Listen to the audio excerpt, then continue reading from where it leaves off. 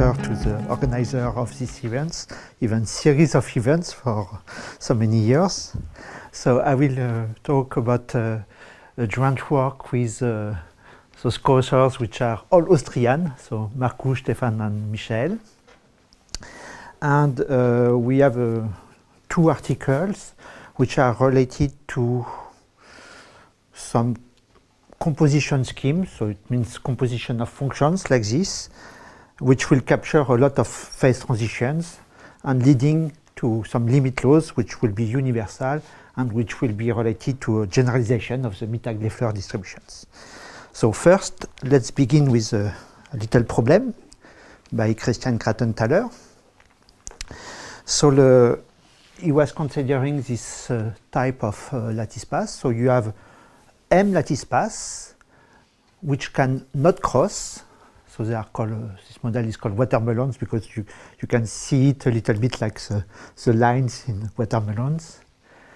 And it's a model which was introduced by people in physics. And in this model, we will give a weight Q to the number of contacts with the borders, number of contacts with the border here, of this set. Okay, and then what is the average number of contacts? Okay, and the mean has a completely different asymptotic behavior depending on Q. Natural question is what will be also the corresponding limit laws.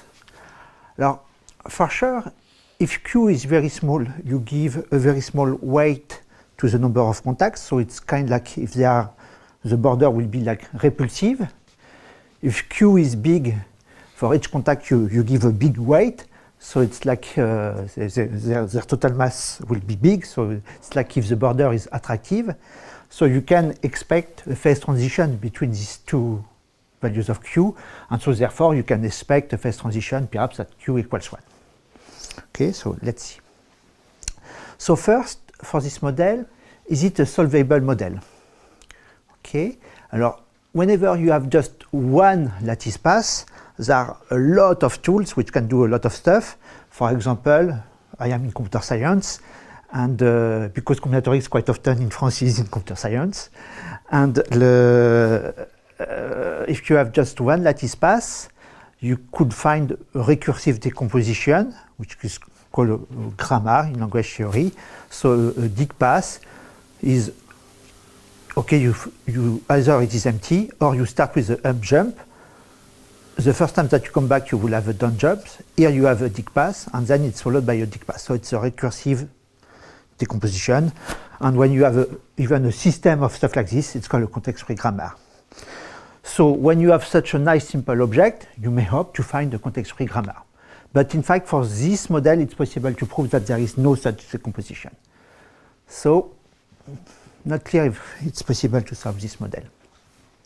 Okay, but then you can interact with Christian Kratenthaler, and then Christian is saying, enfin, he came to us with, in fact, he had the formula for this. So Christian is in love with determinants and so on, and in fact, with some determinant stuff, it's possible to get this formula, which is, depending to your taste, nice or ugly. It's really a matter of taste. I find it nice, because it's not clear at all at first that you will get something like this, such explicit. Okay? And then, from this formula, then can you do the asymptotics? So in fact, from this formula, it's possible to prove that, first surprise, possibly, the phase transition is not at Q equals 1, it's at Q equals 2. Okay, and by the way, for this formula, one possible way to prove it is using the Lindström formula, which was mentioned by in the talk of Gleb 2 days ago. And for sure, also, you may wonder, is it the case that, okay, so this is, you have a recursive, pure recursive recurrence for this quantity, so it's finite. Is it possible to detect from this formula if it is algebraic or not? So in fact, if m is more than 1, it is not. And also, if you don't get this formula, but just also the recurrence. Is it clear from the recurrence that it will be integer numbers? If you don't know the combinatorial meaning at first, no, it is not, and it was also related to different another talks from the first day. May I ask, so P recursive, what is the order of the recurrence? What is the degree of polynomial? So it will depend on M here. Of course, yeah. So I believe it is M. Well, M plus 1 possibly. The order yes. of the recurrence and the degrees of polynomials? I'm not sure. But it's so there are automatic tools to do all of this because whenever you have so here you have a hypergeometric function, so it's very easy to get the recurrence for hypergeometric. Here also, since it depends on M, presumably it's a bit more than just automatic tools, because for each concrete M you can find... Yes, but in computer science, when we say that it is automatic, it means that you get an input. Input will be M, and then you have some automatic tools which, given M, give you the recurrence. Yeah, but just to know that there is a recurrence of for every M, a recurrence of length M, the tools are not enough, right? Because it's something that you need to prove for every. No. This is what I am saying. Yeah. This formula is working for any M. Okay? And then this is just an hypergeometric factor. So hypergeometric, the recurrence is order 1, easy. Okay? Here also you have some hypergeometric factors. And then you have a sum of hypergeometric terms, and there is a theorem which says that whenever you have a sum of stuff which are like this, then it satisfies your recurrence, and there is a way to get the recurrence. So and then for the product of two stuff which satisfy your recurrence, it's also satisfy your recurrence. Yeah, but I'm sorry for being pedantic. The theorem doesn't quite estimate the order of the recurrence. Alors yes and no. You can follow the order when in the closure properties, closed by sum, by product, by this type of summation. Then there are some non-results on the order, and even I think I don't know if it is for all of them, but I think even the degree is followable, and some people even try to follow even the bit complexity and so on. At least some bounds on it. So at least you have upper bounds on this order. Okay. Or you can use this formula. But if you go to the recurrence, from the recurrence also, it's not always easy to get the limit laws and the asymptotics, but we will see how we do this later. Okay, and as I was saying, that this formula is implying that phase transition at Q equals 2. And the aim of the talk is to explain what is the universal behavior behind these phase transitions and what are the possible universal limit laws which will. So that formula is not proven yet? It is proven. It is proven. It is proven. No. This is Christian Kratenthaler who got it, and he got it, and then he wanted to. He had the intuition that the limit law could be related to something on which I worked. And in fact, it was not related to something, it was not exactly what he conjectured, but it's another stuff which is kind of related, which it will be the Mittag-Leffert distribution. Okay, so indeed we will solve the question by Christian, which was to find the limit law behind of this parameter. Okay, and so about phase transitions, there are for sure the founding fathers of statistical mechanics, Maxwell, Gibbs, and Boltzmann. And here you have even the first book with mentioning statistical mechanics. So this is the book by Gibbs. So for sure in physics, the natural point of view is to use partition functions. So you have sums on the different states of your systems. And the notion of phase transition, so it means that in large structures, if you have a small variation of your behavior, in general, you expect that the small variation won't change anything. But in some cases, it does change. It leads to a macroscopic change, and this is called a phase transition. And for sure, in mathematics, the possible corresponding definition of this will be that your function will have a singularity in the complex plane, even on the real line. And this will be exactly what will happen in your problem. So let's define exactly what I mean by a Gibbs model, a Gibbs distribution. So for all my combinatorial objects, for example, it was the lattice path of the previous slide. I will have a statistics, for example, the number of contacts with the border, so a function which goes to n. And I am given a real number q, right? And it will be the parameter of my Gibbs distribution. And then I am interested by the probability that the number of contacts is k, but you can replace the number of contacts by any statistics on any combinatorial structures.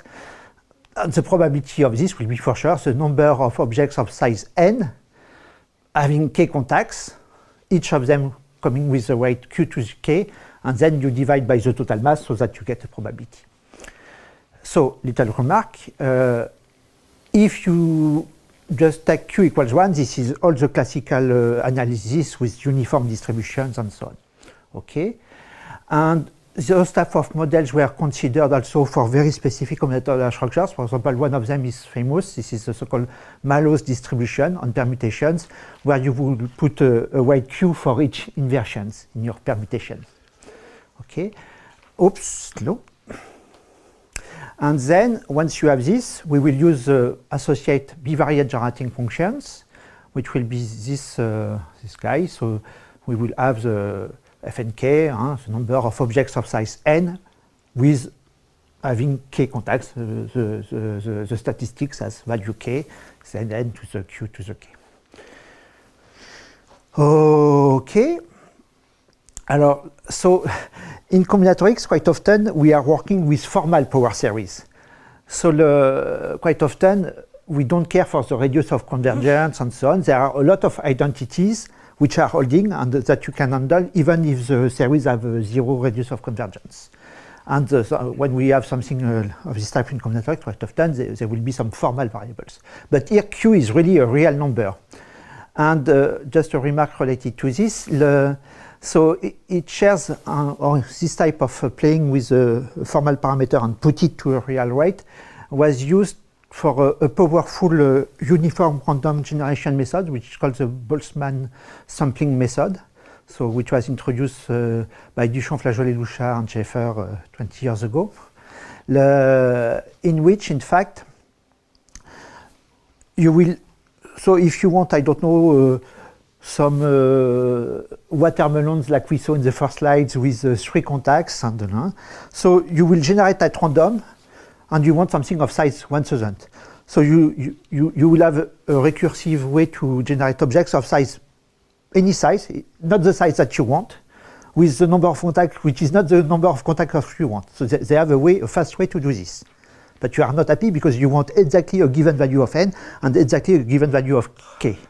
And what you can do with this approach, you can in fact play with the real value of q and of z also in one sense, so that you will maximize the probability that you get at the end exactly the value n and k that you want. And then you do rejection. If it is not what you want, you sample again. And in fact, this approach is powerful because at the end, it's quite surprising, but if you have a little bit of flexibility on the size, you get a linear time algorithm. So and it works for all combinatorial structures. So it's quite amusing.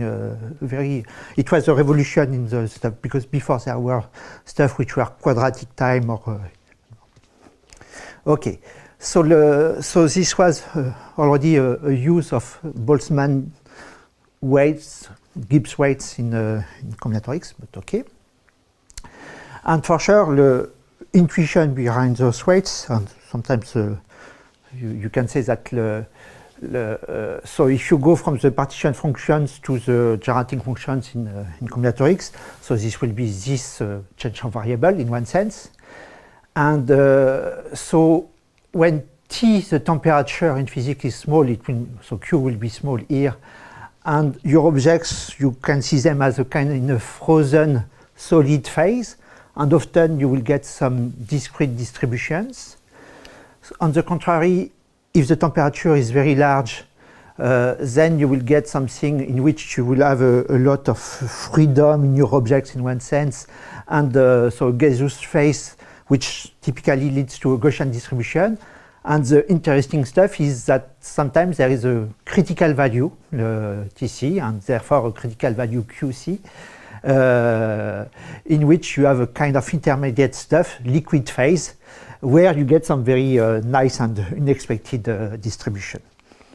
Okay? And I was saying that you can apply those type of ideas to many combinatorial structures. So here I give some examples of so random walks or lattice paths, it's the same. Some Polya urns, some model in which you have some urns with balls with colors, and depending to what you pick, you put some balls of different colors, and there are some evolution rules like this. You can handle them with those type of functional equations, compositions. We'll see, like this one. Galton-Watson processes, trees, and so on, permutations, random mappings, partitions, integral partitions. 2 days ago, no, even yesterday, I believe, we had some stuff on tilings and floor plans. So at least in 2Ds, you have many cases for which you can also get some generating functions which are of this shape. Some graphs, some planar maps, a lot of different combinatorial objects. You can count them with a generating function which can be written under this shape. So it will mean somehow that you have some kind of basic block or basic blocks which are counted by h. You do some manipulation with it, with G, and sometimes you have to correct a little bit. For example, let's take this example. Here you have a lattice path, which is like this one. So you will have a sequence of arches, and here I am allowing to end at any altitude, so I have a little tail at the end, and this will be my M. So it's called meanders. So meanders will be an example of combinatorial structures which are captured by this composition scheme. Okay, on this one, bicolor supertrees, so you take a binary tree, and in each node, you replace each node by a binary tree in which the root could be red or blue. And this is also compositions. And not only those guys are compositions in the sense of functions, but they are critical compositions. So let me explain a little bit this. So there is a theorem which is saying, this is called the Pringsheim theorem, which is saying that whenever you have a generating functions with positive coefficients, it will have a singularity on the real positive axis if it has a finite radius of convergence. Okay, so what you can do, you can start from 0, you increase until you meet the singularity. And if you do this, what could happen? The singularity could come from M. M could be singular before G and H, or it could be a singularity of H, okay, or it could be a value of Z which gives to H of Z a value which makes G singular, or, even funnier, it could be a value of Z which makes H singular, having no more analytic at this value, reduced convergence of H, and then it has a value which is also a singularity of G. And this is what is called a critical composition schemes. And this is really where you have some funny phenomena in physics and in combinatorics and for the limit laws. And those models are examples of such a phenomenon. So they are critical composition schemes. And this is on what we will focus in the talk after. If it is not critical, then there are some known tools to handle the situations. You will have just one function which is dominating. The other will act locally like a constant.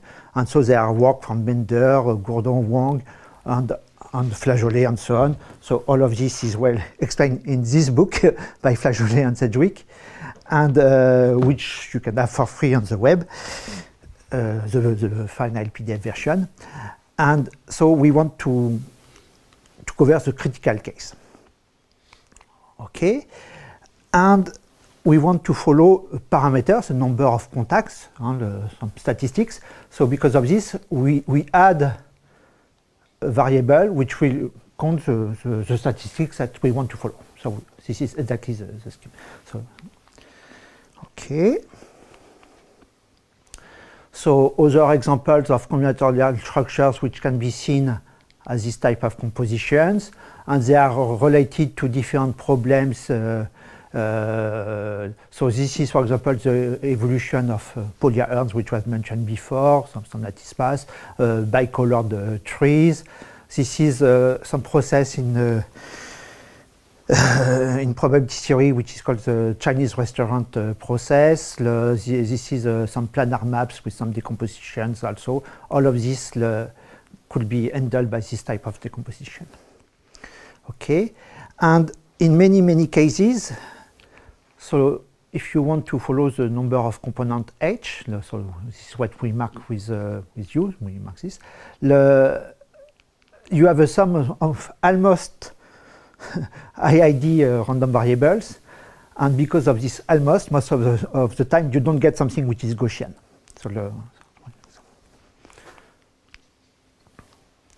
Okay, so first let's go to the case Q equals 1, which was our first article.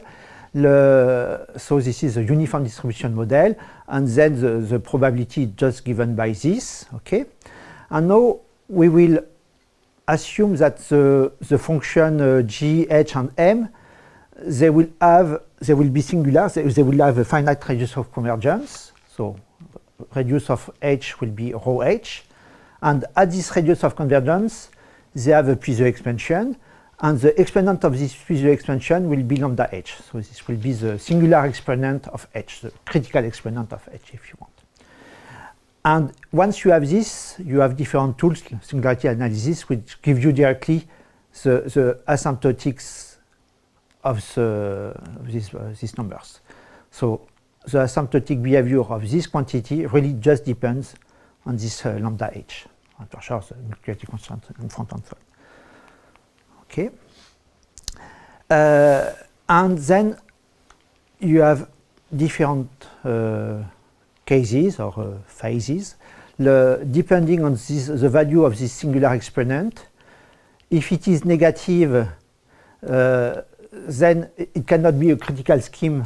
You just have to think a little bit and you will see it cannot be critical because it diverges this value. And then you get a Gaussian behavior. For lambda h between 0 and 1, for example, if you have a square root behavior here, we will get the Mittag-Leffler distribution. And one known case of it is if you take exactly the square root behavior, and if the small multiplicative factor here is just 1, then it's exactly the Rayleigh distribution. And between 1 and 2, then it's related to stable laws of parameter lambda h. One famous case is the case 3/2, which is then the number, the distribution for connected components in planar maps, and which leads to the map area distribution. And if lambda h is larger than 2, then it's always Gaussian. Okay, so we have this scheme. Okay, and for G, H, and M, we have some Puiseux exponents, some singular Puiseux exponent in this sense. There are also exponents, and depending on the relationship between those exponents, you see, if the critical exponent of M here is larger than the product of the critical exponents here, then we get a Mittag-Leffler distribution. If it is equal, then there is a funny behavior, which is that you have the sum of a continuous limit law plus a discrete limit law, which is a Boltzmann distribution. I will explain later. And if lambda m is smaller than this, then we get a discrete Boltzmann distribution. So the definition of Boltzmann distribution, in fact, it's exactly this formula. So you can take any functions like Catalan numbers, and so you look at their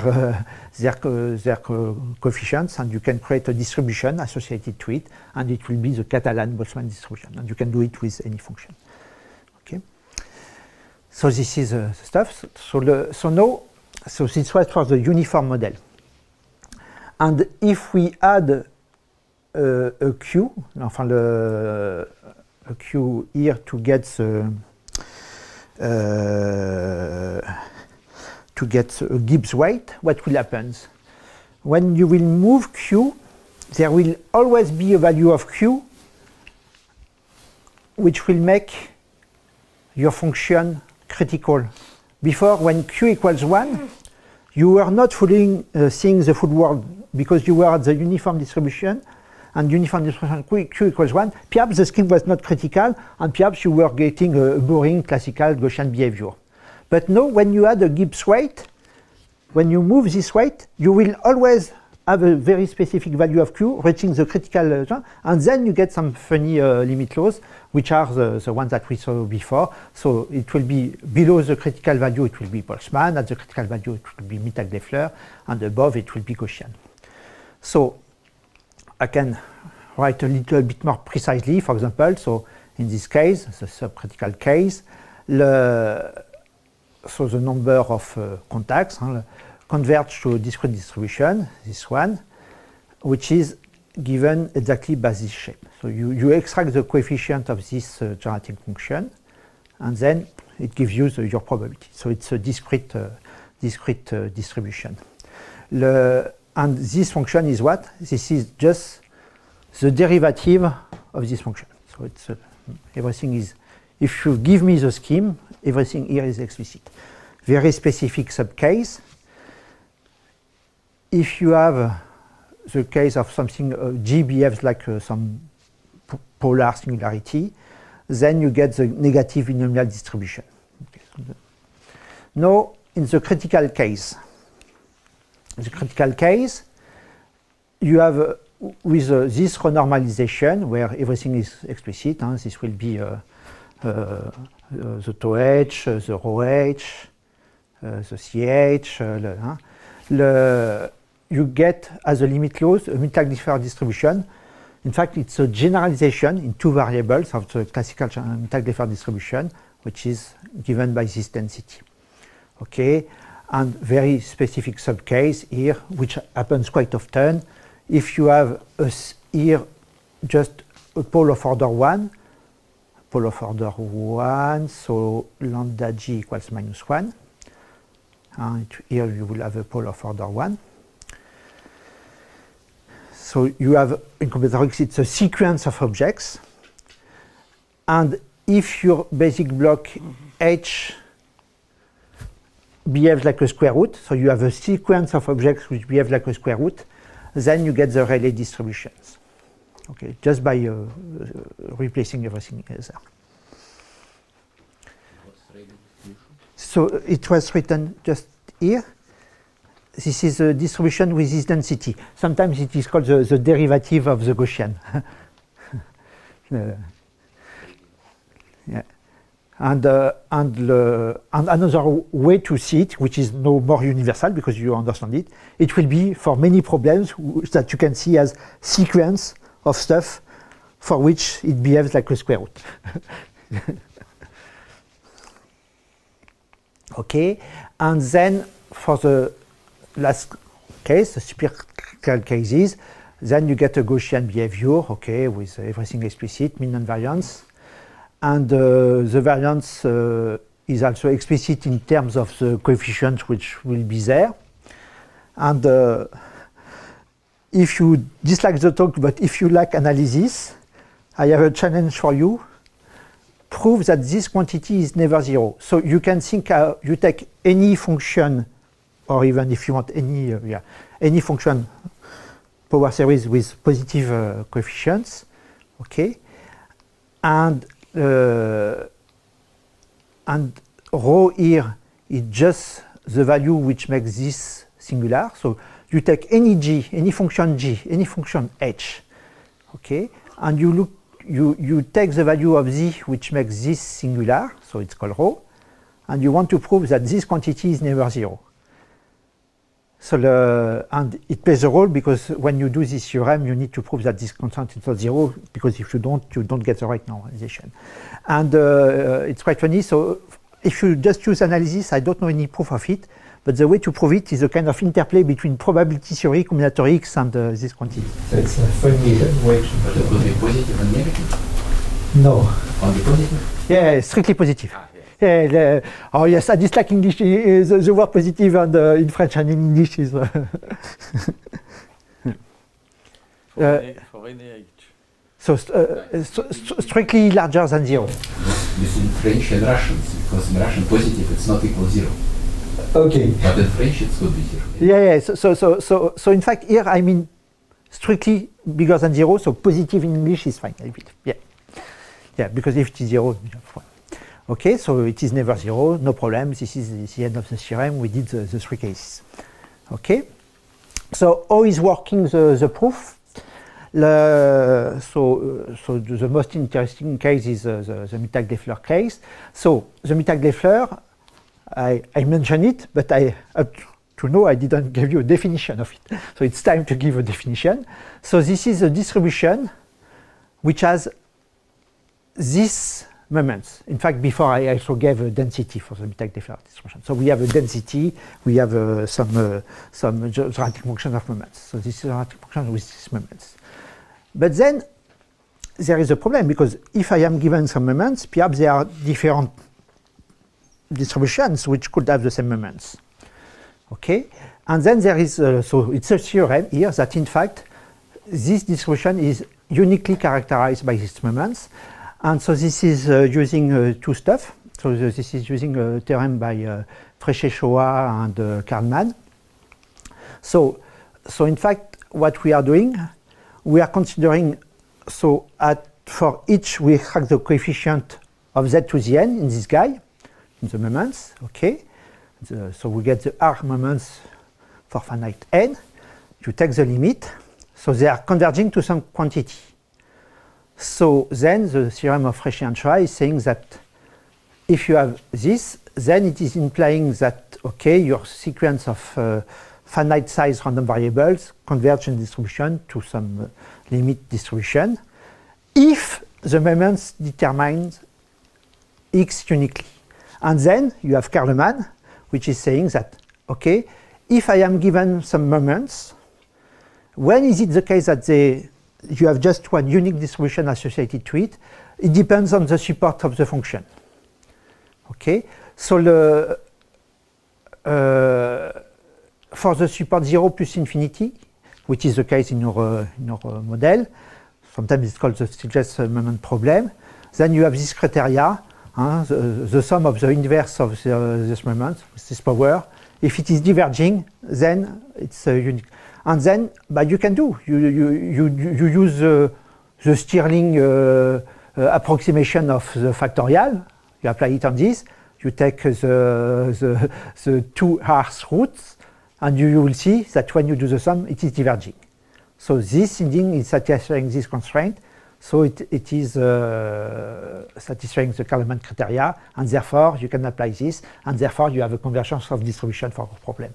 For the other type of supports, you have other type of conditions, and this in fact happens, this case is happening if you have the critical exponent lambda h between 1 and 2. This is this case which is documented. Okay, so there is a big survey by Svante Jansson on a full class of distributions on which are given by quotients of gamma functions like this, and on all those type of stuff you can apply the similar reasoning. Okay, so this is proving that we have indeed the convergence. From free time, not from one and so you have sequence which depends alpha, beta, gamma. So the theorems then moment depends just on m. Alors, so for this, when you extract the coefficient of z to the n, maybe I can, yes, but in fact this is exactly this slide.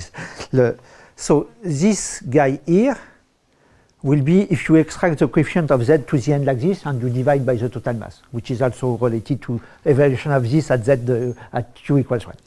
So you extract z to the n. So you get the distribution of your statistics, finite size. It's a set of dots. Okay. So I do it here for Motzkin excursions. So the Motzkin is like a disk pass in which you can have also some zero horizontal jumps. Okay. A number of contacts. So in fact, and here I don't do the dots because then you don't see it. I did an interpolation between the dots. Okay. For size 100. So yes, it depends on n. Here it's xn of q, n equals 100, and I play with different values of q. For q equals 1, I get this exact shape for this size, q equals 1,5.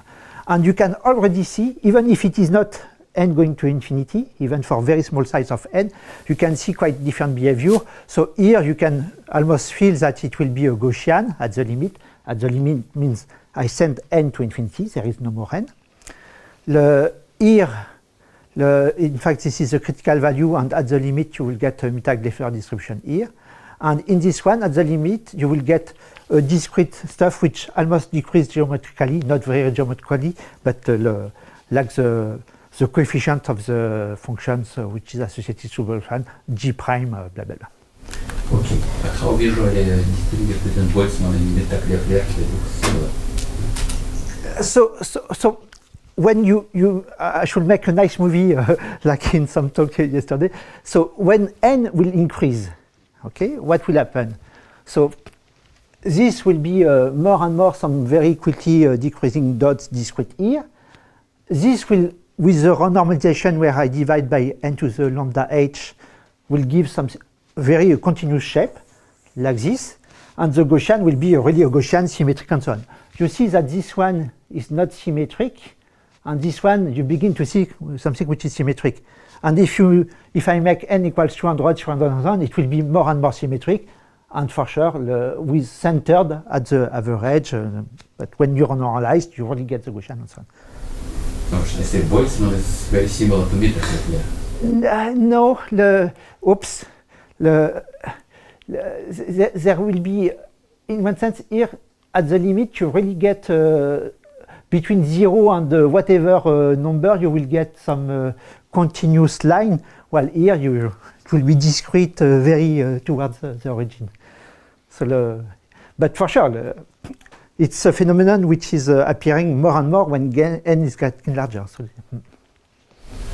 So Motzkin is just disk path, but you have also some point when it's Yeah, exactly. yeah, like this, yeah. We call this two partition with singleton when we use free probability language. And it's then crossing two partition with singleton. Yes, and then homework, what will be the context-free grammar for Motzkin? Well, it will be exactly the same, but you will have to add. Yeah, of course. you Yeah. will have Yeah. So you have singleton and just double. Yeah. Now we use language of two partition or language and singleton. So this is natural more. Anyway, but this is also good. Yeah. So this is Motzkin. You mean that? And now, this was the plot here was you make a red dot whenever you touch the border with the weight q to the k, and what is the expectation of this, and the distribution. So this is in different probability is just free Poisson or just Marchenko-Pastur distribution. Alors, it's related to this, yes. Yeah. But here it's some. Because of this q, because you have this Gibbs weight. So Q, when appears the freeness, when Q 0? No, Q equals 0 won't be very. No, it will be interesting, but it. When will be free case in your situation? So Q very large. Very large. I see. So why you say Gaussian? This is not. Yeah. For this one, it will be Gaussian. Okay. Yeah, it will be Gaussian. No Pastur.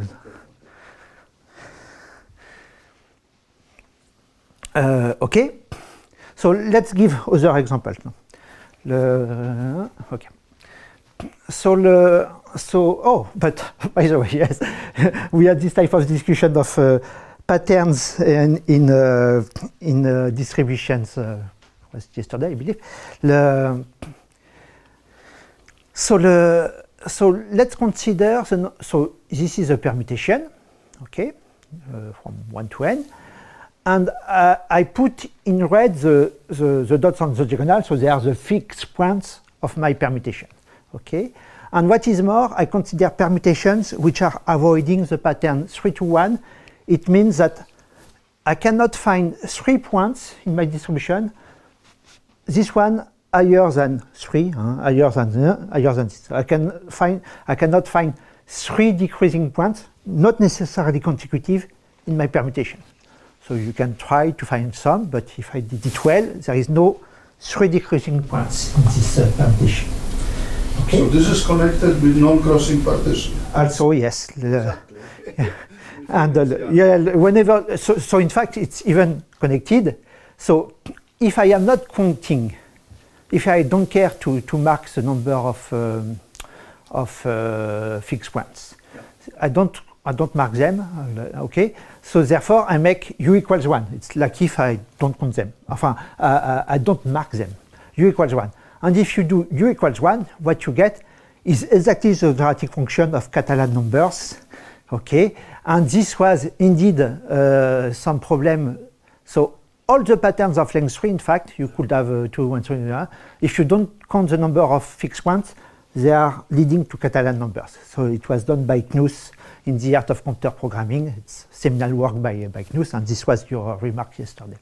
And for sure, and also it's related then to the talk by Rico, in which you had some non-crossing stuff. There are many combinatorial stuff behind all of But this. if just to consider, so it's, if we just consider order in this direction, then it's anti-chain, it's what's called 2 anti-chain. Yes. But if you consider more general, like 2 anti-chain in some box, so is there some function, generating function? So we don't have right now a way to count the bivariate stuff for all patterns and so on. No, it's just, so you consider permutation, so you can just a box of size n, Yes. and consider 2 chain, but condition each column, each row is just 1 point. But now just consider the same problem, but it is 2 anti-chain. So therefore, order is just only coordinate wise, but in this case, how you draw it in this direction. Okay, so no more permutations, a kind of... because it exactly avoided 3 to 1, that it is no chain or length 3. So this is 2 anti-chain. You just put pattern, and then if there's some question on enumerating. So I understand that it can be a point of view of avoiding patterns in permutations, but what you want to ask then on this model? Yes, so here you just count, so you consider the number of fixed point, and then we can just also talk about fixed point, but for more general, and then you just generating functions, and so it's just particular case of some general object. You can just post the same question for just 2 anti-chain, 3 anti-chain, 4 anti-chain, but on language of permutation it would be just Okay, so it is avoided just that you consider KK anti-chain. Okay, so in one sense you are asking a program of research which is to look at forbidden patterns in posets. Yeah. Okay. No? Alors, I would say yes in many cases, but all the cases which I know will be related to patterns in permutations. I have a few articles in which I do this. But generally there will be no closed formula. Alors, exactly. So in fact, For example, it could be for poset, of course not. No, even for permutations that you mentioned, for in general, as the chain grows, you won't have a closed formula. No. I'm not sure for the time. So you can consider Young tableaus. And in those Young tableaus, increasing by line and columns, so you take this, and then you can enrich this structure by putting some walls. Yeah, because this is just 2 chain, just if you consider young tableau, then you are interested lambda 1 plus lambda 2. And Yes. symptotic of not lambda 1, So- but lambda 1. So it is just to give other models where of process in which you want to have some type of patterns and so on, for which it's possible to get some closed form. And whenever you have a walls, it means that you are not forced to have to be increasing. Okay, and you could have a walls like this. And this periodically gives a process structure for which it's possible to find some nice formula. And you have other full set of families of Young tableaus with walls like this, for which it's possible to get formula. So it's just one example. Patterns in POSET, yes, you can do some stuff, but in full generality, you have yeah. Okay, so forget about this. I just go on quickly. So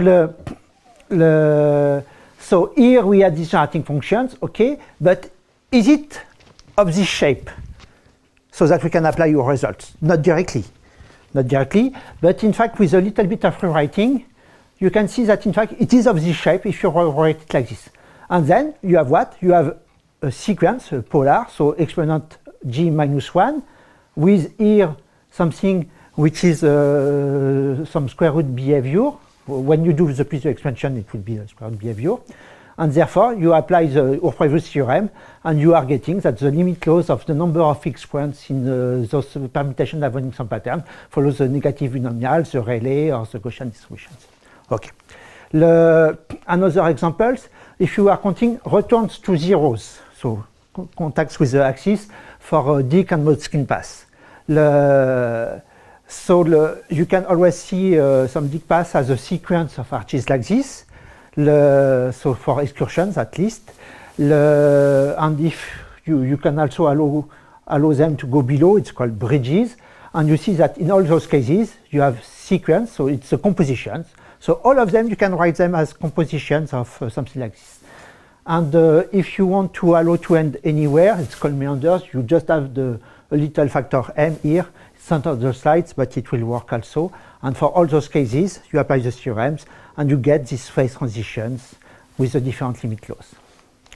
Okay, another example, you could have some walks in the quarter plane. So there are no more effectively one-dimensional axis. So you could do this.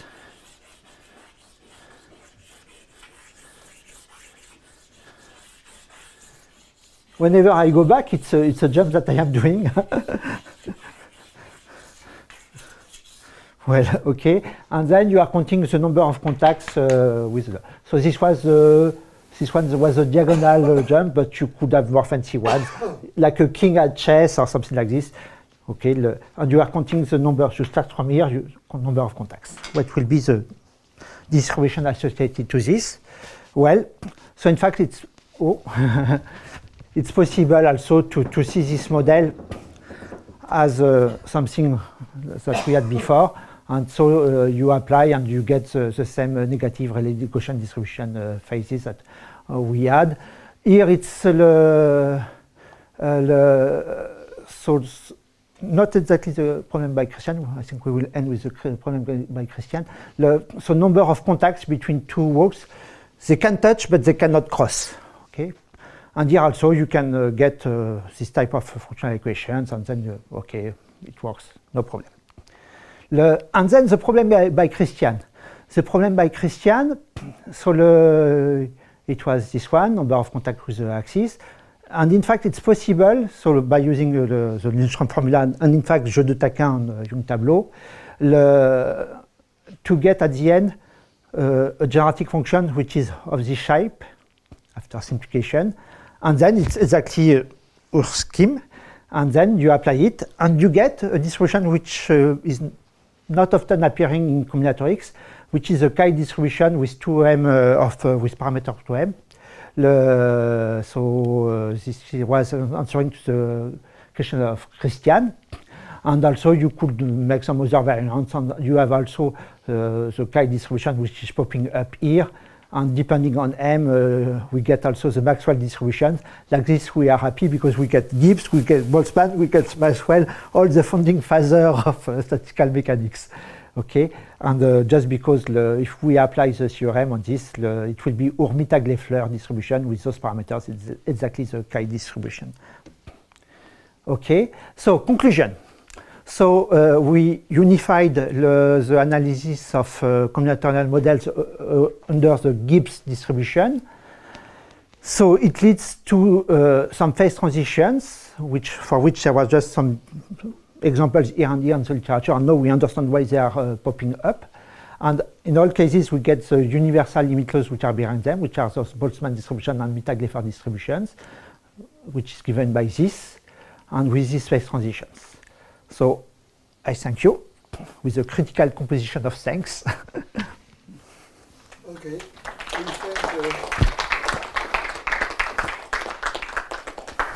We have still a couple of minutes for questions or comments. Yes, because I began 10 minutes late. Yeah. Is it possible to have a joint asymptotics when so Q goes to QC and at the same time N goes to infinity? You know, to make a kind of zoom of this critical point. Alors, it depends in which way you bind them. So it won't be Q goes to QC, but QC plus 1 over N or something fancy like this, depending on N. Yeah. So this is not that easy in general to do with tools from Flageolet and so on.